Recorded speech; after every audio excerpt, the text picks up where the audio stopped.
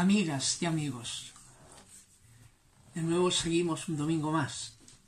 Estamos en el tema del judaísmo rabínico. El otro día terminamos hablando de el problema planteado por el Seleucida Antíoco IV, que construyó el gimnasio adosado al Templo de Jerusalén, con lo cual afectó lo que era la institución propia del judaísmo más importante, como era la circuncisión, ¿ya?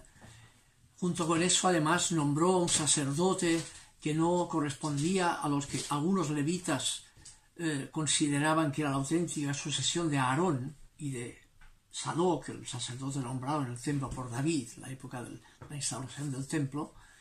Y entonces vino además una persecución por parte de este nuevo sacerdocio, Alcimo, ¿ya? Y eso determinó que huyeran dos grupos distintos fuera de la situación del culto en Jerusalén. Unos se fueron para Damasco y otros para el desierto de Qumran, ¿ya?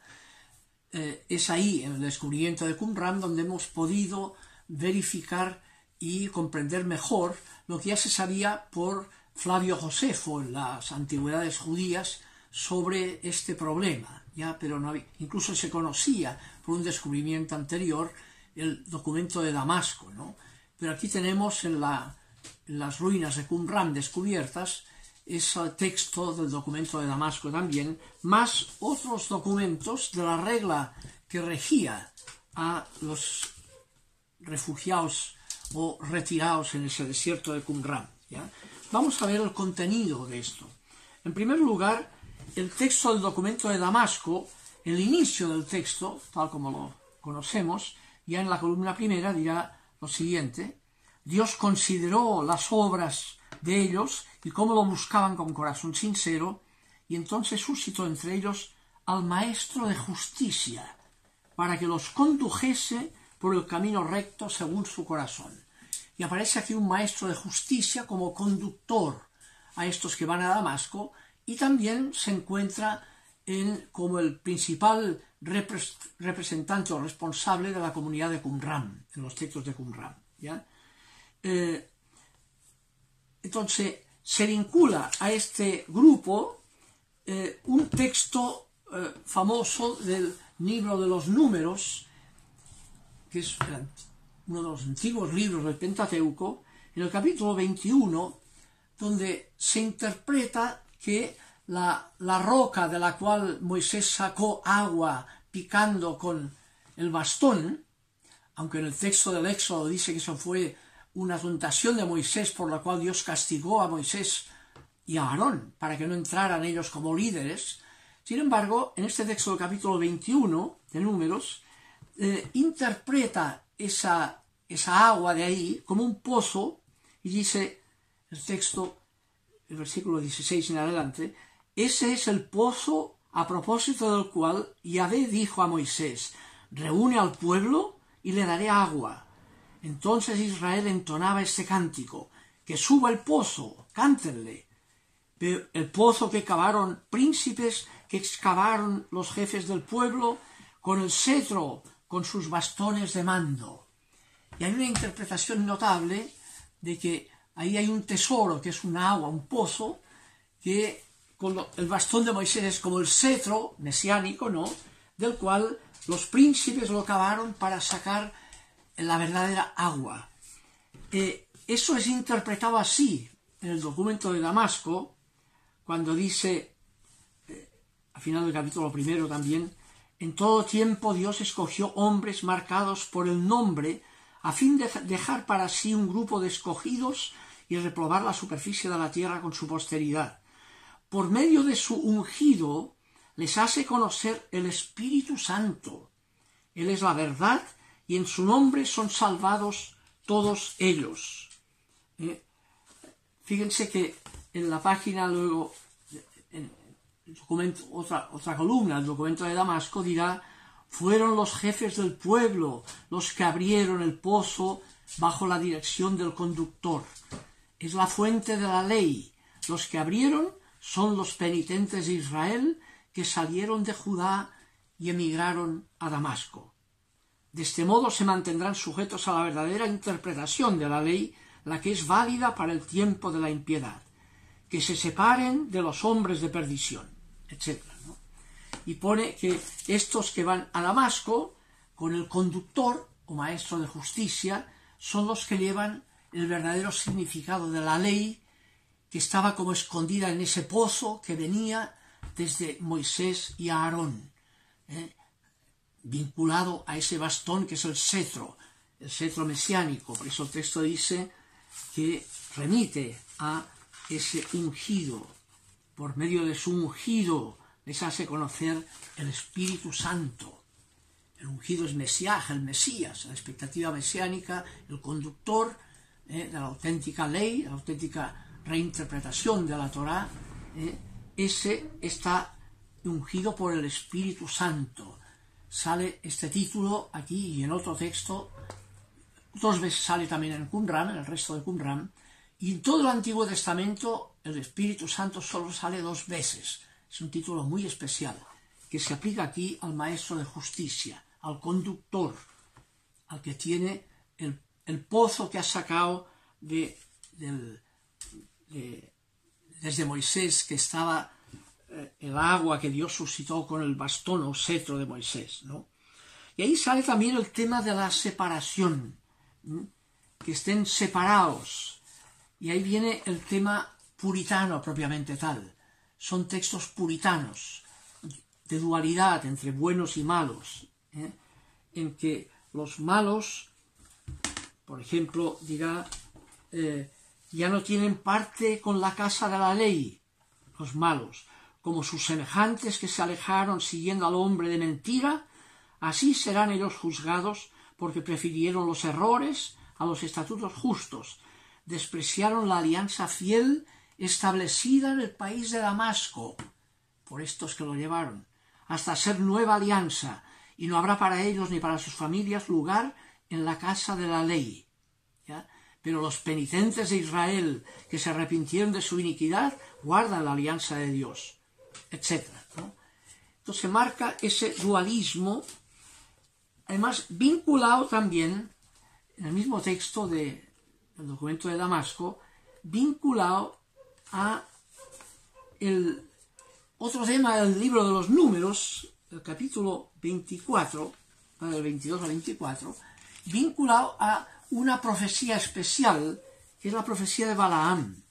Balaam es un profeta cananeo, no del pueblo de Israel, que cuando veía venir a Moisés por el desierto para invadir la tierra de Canaán, Edom, ¿ya? El rey de Edom llama a este profeta Balaam suyo para que vaya a maldecir a Moisés y a esa gente que viene del desierto, y es cuando Balaam toma la burra, sube el cerro, y cuando va subiendo el cerro, la burra se le paró, y entonces él pegó a la burra, y la burra le gritó, ¿y por qué me pegas? ¿No? Y entonces vio que estaba el ángel de Yahvé ahí que no la dejaba pasar, al final la dejó pasar, y cuando llegó arriba empezó lo que tenía que ser la maldición, le salió en bendición a Balaam. Y en esa bendición del capítulo 24 de los Números, dice la profecía, algo veo, pero no es para hoy, es para lejos. A alguien diviso, pero no de cerca. De Jacob se alza una estrella, Kojba en hebreo, una estrella. Un bastón de mando surge de Israel. Un bastón de mando, como el cetro de Moisés, surge de Israel. Le pega a Moab en la frente y le aplasta la cabeza. Israel se adueña de Edom, hace suya la tierra del enemigo. Porque de Jacob ha salido el dominador que acaba con el resto de Moab. Y aquí está la Kojba, a la cual alude el documento de Damasco cuando dice, la estrella es el escrutador de la ley que vino al país de Damasco, como está escrito, y cita el texto de Números, una estrella se levanta de Jacob y un cetro se levantó de Israel. El cetro es el príncipe de toda la asamblea, el cual cuando venga destruirá a todos los rebeldes. Y ahí legitima como una realización inicial de la expectativa de la mesiánica, de la nueva alianza, ¿no? Vinculado a estos que han huido hacia Damasco, ya como los que representarían la autenticidad del culto, que no corresponde a lo que han al sacerdocio que ahora los griegos han puesto en el culto de Jerusalén.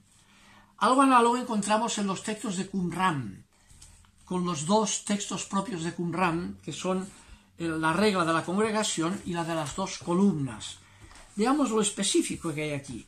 En primer lugar, está también el tema dualista.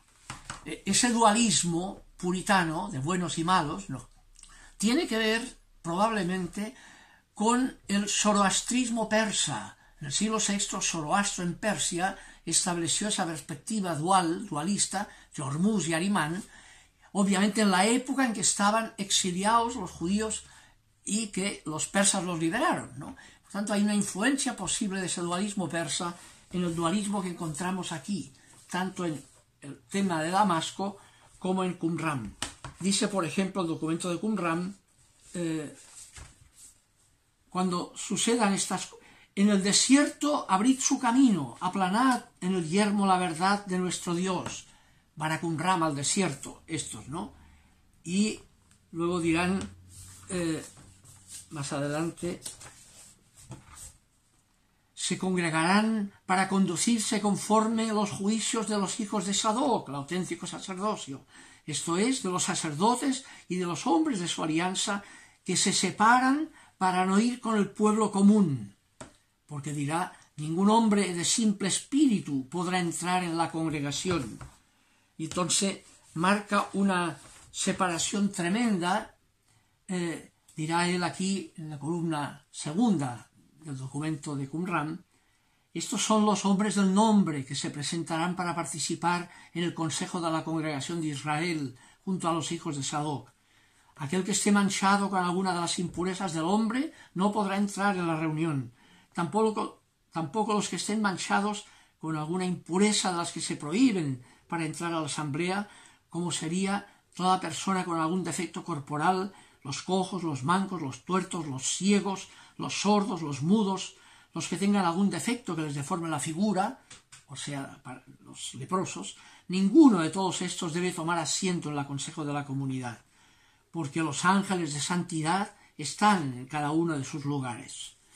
Pero si alguno, si llega a presentarse en medio de ellos el Mesías, entonces se levantará primeramente el jefe de la asamblea y después todos los hijos de Aarón, que tienen en ese momento derecho de entrar en la asamblea de los hombres del nombre, y todos ellos se reunirán en presencia del Mesías siguiendo el orden estricto. Inmediatamente el Mesías de Israel tomará el pan y, siguiendo el orden de sus respectivos ingresos, comerán pan y beberán el vino mesiánico, ¿no? Aparece en el texto, al final de la segunda columna del documento de Qumran. Y habla aquí de los dos espíritus, el dualismo ya en forma de dos espíritus correspondientes a dos predestinaciones distintas, ¿no? Dice, en sus manos se encuentran todos los seres. Él se ocupa de todas las cosas. Él fue quien creó al hombre para dominar el mundo y puso a su lado los dos espíritus para que lo conduzcan hasta el momento de la visita. Son los espíritus de la verdad y de la iniquidad. De la fuente de la certidumbre proceden las generaciones de la verdad y de la fuente de las tinieblas las generaciones de la iniquidad. En las manos del príncipe de las luces se encuentra el gobierno de los hijos de la justicia, y en las manos del ángel de las tinieblas se encuentra todo el gobierno de los hijos de la iniquidad. Ellos caminarán por los caminos de las tinieblas. Pero Dios de Israel, con su ángel de verdad, viene en auxilio de todos los hijos de la luz, los cuales triunfarán.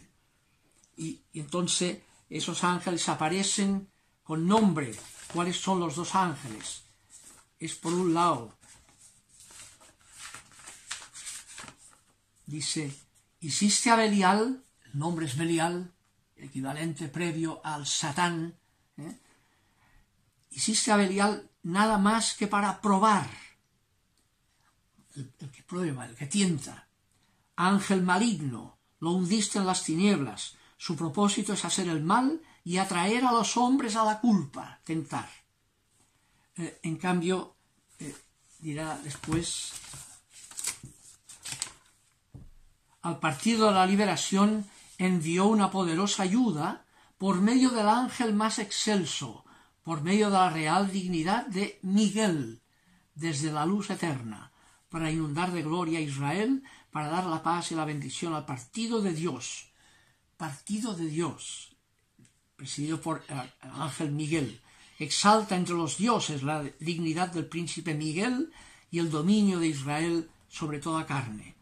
Ya los dos ángeles, los dos espíritus enfrentados, que marcan la doble predestinación, y habla también de una doble predestinación. Por ejemplo, dirá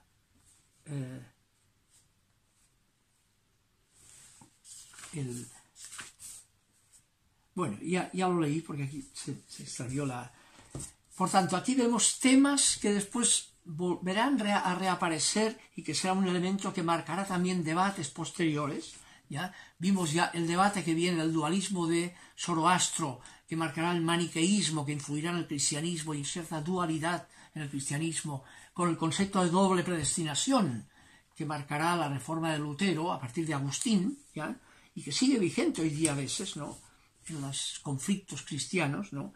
Tiene aquí su raíz también en el mundo judío, con influencia zoroástrica, en el mundo del dualismo que está tanto en Damasco como en Qumran por parte de estos representantes puritanos conducidos por el maestro de la justicia, ¿ya? Maestro de la justicia. Quería terminar para el próximo día, que es el texto este de la estrella Kojba, que aparece en Números 24, citado tanto en Damasco como en el documento de Qumran, cuando en el documento de Qumran considera que ha llegado el momento en que la comunidad tiene ya que cerrar la comunidad e irse a juntar con los, en la época romana, con los galileos para declarar la primera guerra judía contra Roma, en el año 66. Entonces cerraron el monasterio, la comunidad de Qumran, enfondearon en las cuevas todos sus escritos y se fueron para enfrentar a Roma con la esperanza de que había llegado el momento anunciado por la profecía de Balaam, la estrella que ve a lo lejos que tendrá el cetro. Y entonces dicen, ha llegado el momento. Y vieron llegado ese momento, no se sabe muy bien por qué, y consideraban que el Mesías llegaría y era el momento en que no habría romano que se la pudiera para imponerse en una guerra mesiánica contra Roma. Pero no resultó así. Veremos el próximo día qué pasó a partir de la primera guerra judía contra Roma. Con eso seguiremos en el tema.